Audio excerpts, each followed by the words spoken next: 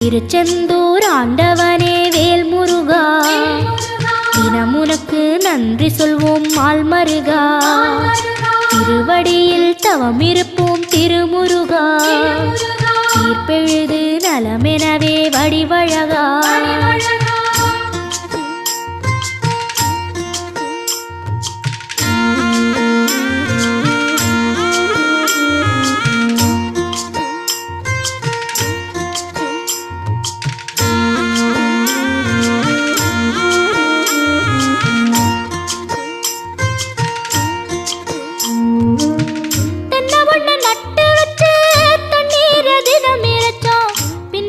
பாலம் தரன்னு அண்ணாந்து பார்த்து நின்னோம்.